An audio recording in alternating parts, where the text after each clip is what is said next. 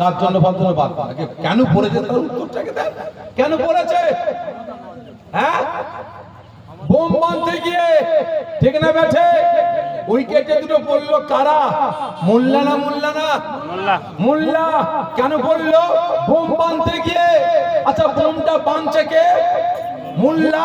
কাকে মারবে? মোল্লাকে। জোরে বলেন, মোল্লাকে। কার বাড়ি মারবে? মোল্লার বাড়ি। কার পাড়ায় মারবে?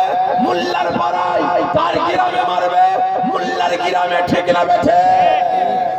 লজ্জা করলো না উম্মতে মুহাম্মাদি দাবি করতে? লজ্জা করলো না আল মত হলে মরবো আল্লাহ রাসূলের জন্য বলতে?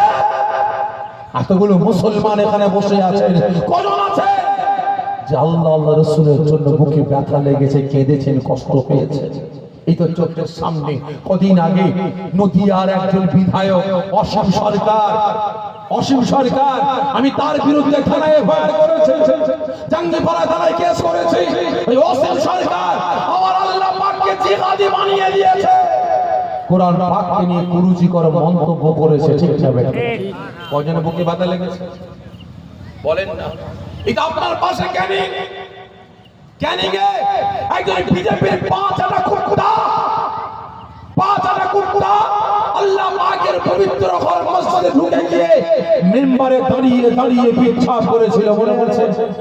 কত বছরে কজনের মুখে ব্যথা লেগেছে? এই তো কদিন আগে মুর্শিদাবাদ বেলডাঙ্গায় লা ইলাহা ইল্লাল্লাহ আল্লাহ পাকের নামের পরে ওই বিজেপির একজন পাঁচটা কুত্তা কুস্তিতে গালাগালি লিখেছিল। কটা মুসলমানের অন্তরে ব্যথা লেগেছে আপনারা বলেন?